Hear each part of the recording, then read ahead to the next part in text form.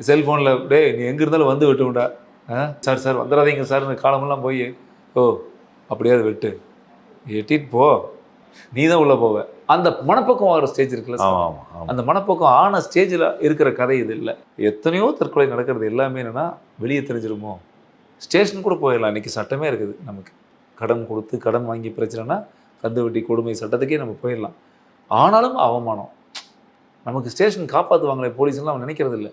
பேங்க்கில் மிரட்டுறது ஒரு தனி, வாரத்துக்கு 10 வட்டி 30 வட்டி வாங்கி மீட்டர் வட்டிக்கு வாங்கி தொழில் லாஸ் ஆகி மிரட்டுற துணி தனி.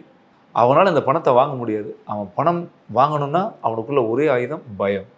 உன்னை வார்த்தைகளில் கெட்ட வார்த்தைனா ஒருத்தன் திட்டு வாங்கியிருக்க மாட்டான் ஒரு வயசில். கெட்ட வார்த்தையில் பேசுகிறது, குடும்பத்தை யோசிக்கிறது, மனைவியை வேறு வகையில் இப்படி சொல்லி பார்த்தா, பெண் பிள்ளை இருந்தால் டேய் விட்றா உன்னை, உன் குடும்பம் உன் பிள்ளை என்ன பண்ணுற, இப்படி மிரட்டி பார்க்குறது. இந்த பயம் இந்த அவமானத்தில் நிறைய தற்கொலைகள் போயிருக்கு. கடன் வாங்குவதே தவறு தான் அப்படிங்கிறத இந்த படம் பார்த்தா நிச்சயமாக ஒரு 10 ஃபேமிலியாவது உணரும். ஆனந்தமாக சிரிக்கிறேன், அன்பாக சிரிக்கிறேங்கிறது இருக்குது. ஆனால் அன்பில் ஒரு நாளும் கண்ணிங்க நான் மிஸ் பண்ணது கிடையாது. பார்த்தியா இப்போ கூட வருது பார்த்தியா அப்படின்றீங்கனால நம்ம ஊர் கதை, ஒரு கடன் பிரச்சனை, ஒரு குடும்பம் சோகம்.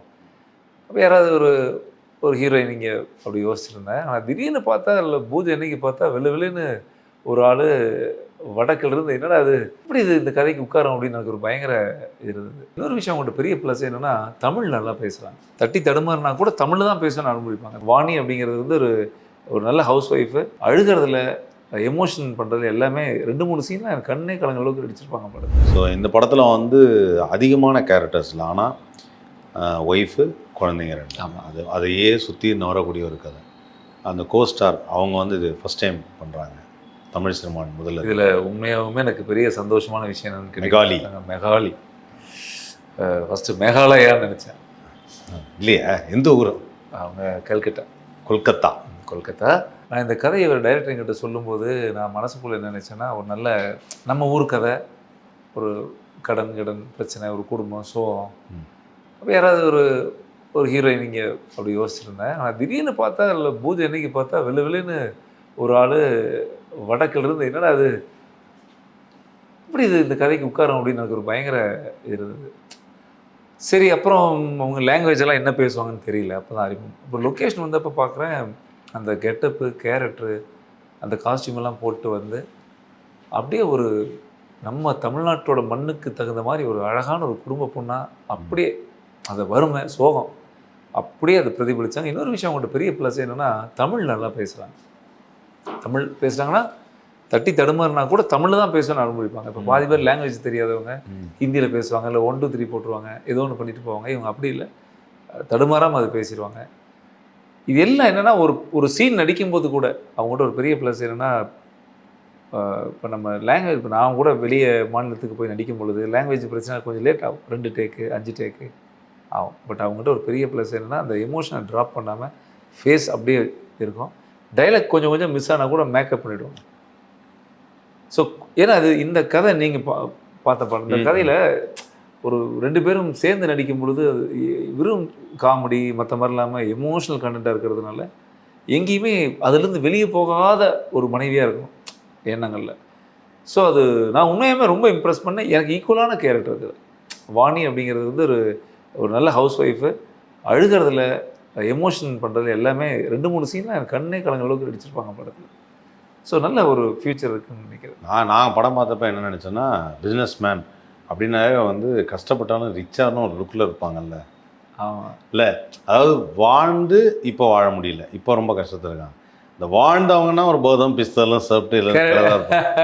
அந்த மாதிரி தான் ரஞ்சித் தான் அவங்க. இப்போ கரெக்டு தான், ஃபேமிலி அப்படி தான் இருக்காங்க. ஏன்னா இப்போ தானே கஷ்டம். கரெக்ட் இல்லை, அதுதான் அதில் நான் பார்த்த ஒரு விஷயம். ஆமாம், இப்போ ஏன்னா நீங்கள் சொன்ன மாதிரி ரொம்ப ரொம்ப கடைசி லெவல் அப்படிங்கிறது ஒன்று இருக்குது.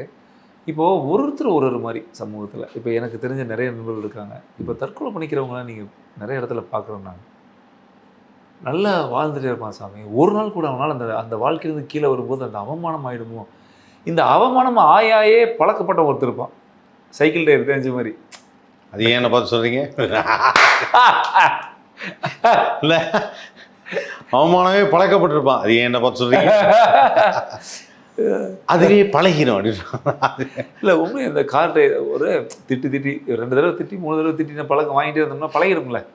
செல்ஃபோனில் டேய் நீ எங்கே இருந்தாலும் வந்து விட்டுவிடா, அப்புறம் சார் வந்துடாதீங்க சார் காலமெல்லாம் போய் ஓ அப்படியாவது வெட்டிட்டு போ, நீ தான் உள்ளே போவ.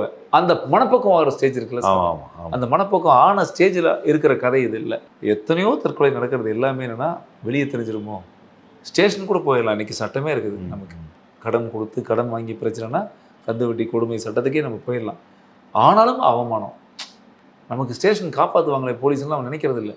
பேங்க்கில் மிரட்டுறது ஒரு தனி, வாரத்துக்கு 10 வட்டி 30 வட்டி வாங்கி மீட்டர் வட்டிக்கு வாங்கி தொழில் லாஸ் ஆகி மிரட்டுற துணி தனி. அவனால் இந்த பணத்தை வாங்க முடியாது. அவன் பணம் வாங்கணும்னா அவனுக்குள்ள ஒரே ஆயுதம் பயம். உன்னை வார்த்தைகளில் கெட்ட வார்த்தைனா ஒருத்தன் திட்டு வாங்கியிருக்க மாட்டான் ஒரு வயசில். கெட்ட வார்த்தையில் பேசுகிறது, குடும்பத்தை யோசிக்கிறது, மனைவியை வேறு வகையில் இப்படி சொல்லி பார்த்தா, பெண் பிள்ளை இருந்தால் டேய் விட்றா உன்னை உன் குடும்பம் உன் பிள்ளை என்ன பண்ணுற இப்படி மிரட்டி பார்க்குறது. இந்த பயம் இந்த அவமானத்தில் நிறைய தற்கொலைகள் போயிருக்கு.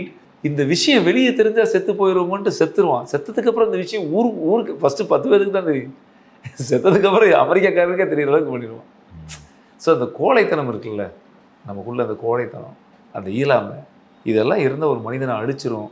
ஸோ இதெல்லாம் இல்லாத ஒரு இருக்கணுன்றது இந்த படத்தில் மிக முக்கியமான மெசேஜ் இது. ஸோ இதில் நமக்கு இன்றைக்கி 100க்கு 90 பேர் எல்லாம் கடனே இல்லாத ஆள் இல்லை. செல்ஃபோன்லேருந்து கிரெடிட் கார்டுலேருந்து எல்லாருமே ஒரு கடன் இருக்குது. ஆனால் அந்த கடன் எல்லாமே ரிசர்வ் பேங்க் வட்டி மாதிரி பேங்க்கில் ஒரு நியாயமான வட்டிக்கு வாங்கி கட்டுறவ புரட்டி கட்டிட போகிறோம் நம்ம. ஆனால் இந்த மாதிரி வட்டிக்கு வாங்கினவன் திருப்பி கட்டுறது 100க்கு 90 பேர் கட்ட தான் முடியாது. ஸோ கடன் வாங்குவதே தவறு தான் அப்படிங்கிறத இந்த படம் பார்த்தா நிச்சயமாக ஒரு 10 ஃபேமிலியாவது உணரும். கண்டிப்பாக அவங்க நல்ல ஒரு மெசேஜ் சொன்னதுங்கிறது ஒரு ஆத்ம திருப்தி இருக்கும் இல்லை? ஆமாம் கண்டிப்பாக. ஸோ இந்த படத்தில் எனக்கு நிறைவான ஒரு கேள்வி, இது ஒரு ஏன்னா இதுக்கு மேலே கேட்டால் அப்புறம் படம் முழுசாக நீங்கள் சொல்கிற மாதிரி ஆகிடும். கரெக்ட்.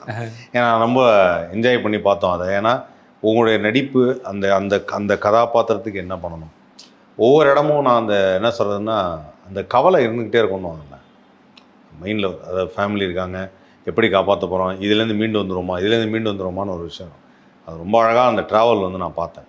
ரொம்ப ஆனால் அந்த ட்ராவல் நான் பார்த்துட்டு வரும்போது விட்டல் இதில் வில்லனாக வர்றார். ஸோ விட்டல் சார் நிறைய படத்தில் பண்ணியிருக்காரு. பட் இதில் ஒரு கொடூரமான ஒரு வில்லனாக வர்றார்.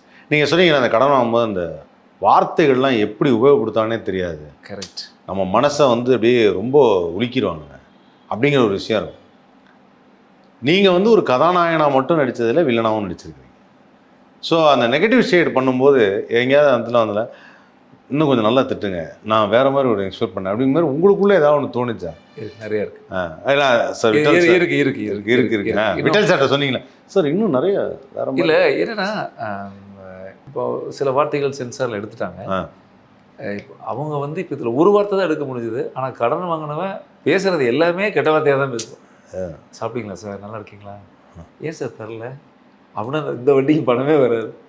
அவன் எடுக்கும் போதே ஒருத்தமொத்த குடும்பத்தையும் கண்ட வார்த்தையில் பேசி தான் ஆரம்பிப்பாங்களே.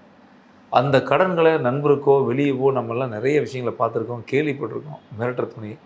அப்போ நான் நிற்கும் போது யோசிப்பேன், இன்னும் 4 வார்த்தை எக்ஸ்ட்ரா போடுங்க தலைவர். அந்த இன்னும் சொரணே இல்லையா எங்களுக்கு அந்த இந்த கலங்கடிக்கிறது ஒருத்தனை. ஆனால் சினிமான்ற ஒரு கிராஃபிக்குள்ளே நம்ம இவ்வளோ தான் பண்ண முடியும். ஸோ இதையே ராதாரவி சார் கதைக்கிற டைரக்டர் தான் சொன்னார், ஐயோ டே இதெல்லாம் போய் நான் நடிச்சேன்னா மக்கள் தப்பாக நினைப்பாங்களா, நான் நடிக்க மாட்டேன்னு ராதாரவி சாரே ஃபீல் பண்ண அளவுக்கு ஒரு கேரக்டர் அதை விட்டல் சார் பண்ணியிருக்காருன்னு வச்சுக்கோங்களேன்.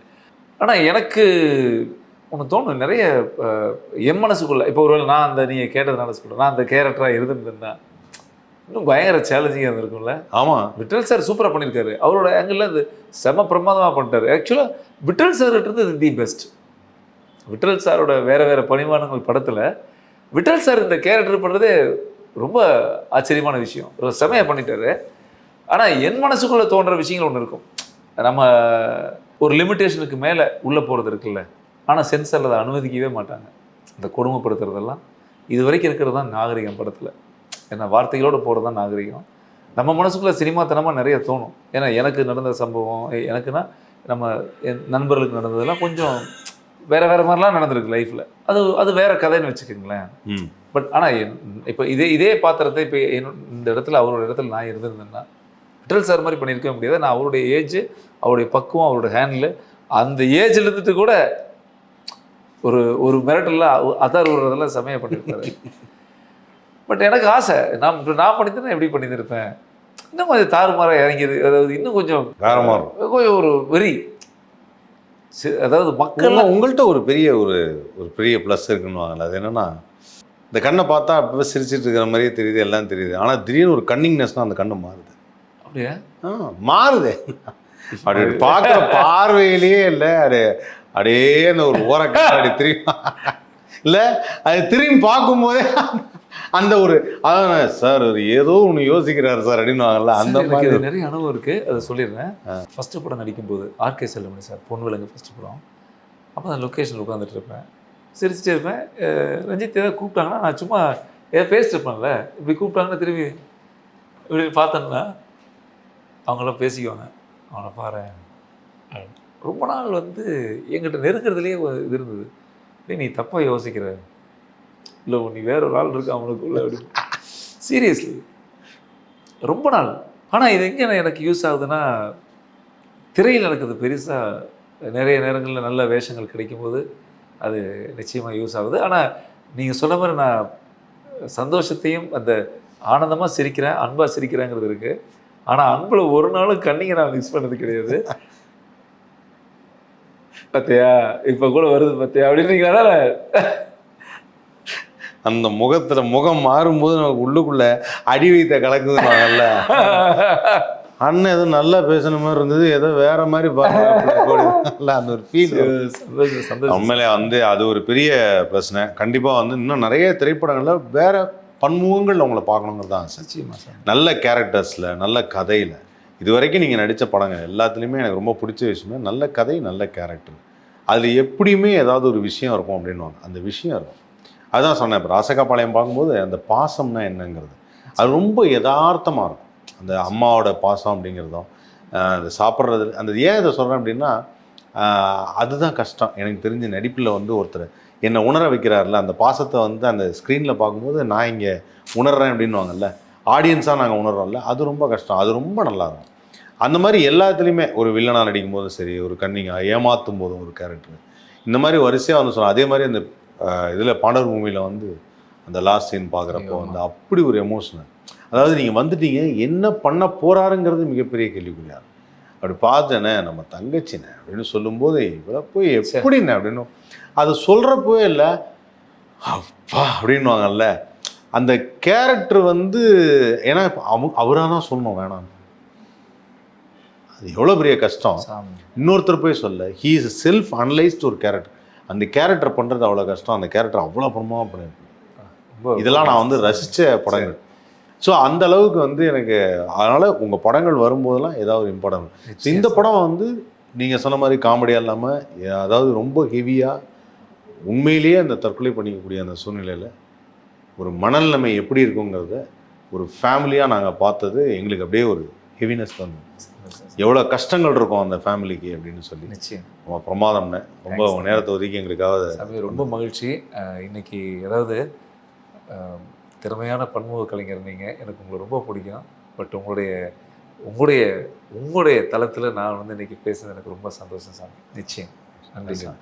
தேங்க்யூ.